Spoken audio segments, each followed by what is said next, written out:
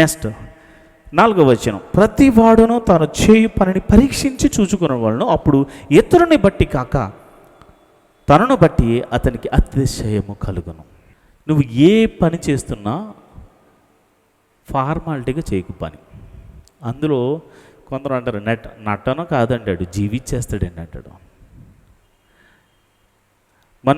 మనం మూవీస్ కానీ, పూర్వం నాటకాలు వేసేవారు. ఆ నాటకాలు కానీ, సినిమాలు కానీ, సీరియల్స్ కానీ చూస్తే అదేదో నిజంగా జరుగుతున్నట్టే ఉంటుంది. కానీ అది నిజమా?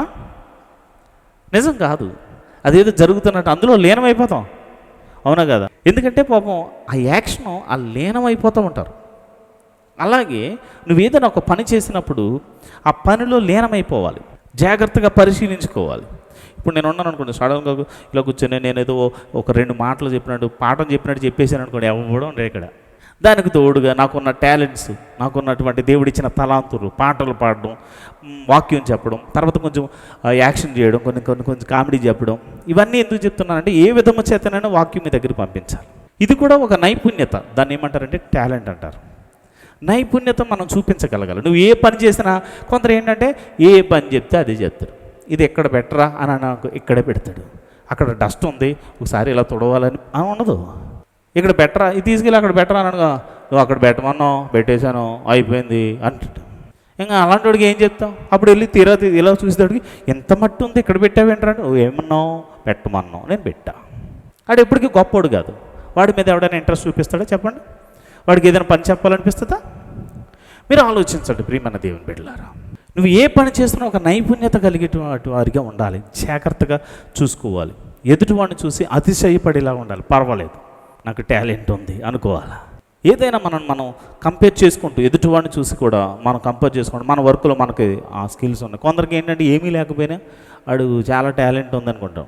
మా దగ్గరికి చాలామంది వస్తూ ఉంటారు అన్నమాట. కానీ మీరైతే అలా ఉండకూడదు. మాటలు తక్కువ మాట్లాడాలి, పని ఎక్కువ చేసేవారిగా ఉండాలి. అలాగే నేను భక్తిపరుని బెదరు, నేను 24 hours ప్రేయర్స్ అట్లాంటివి కాదు. నీ ప్రేయర్ విశ్వాసంతో ఉందా లేదా అనేది ముఖ్యం. నువ్వు చేసే ప్రేయర్లో విశ్వాసం కనపడాలి, నీ జీవితంలో ధర్మం కనపడాలి, న్యాయం కనపడాలి.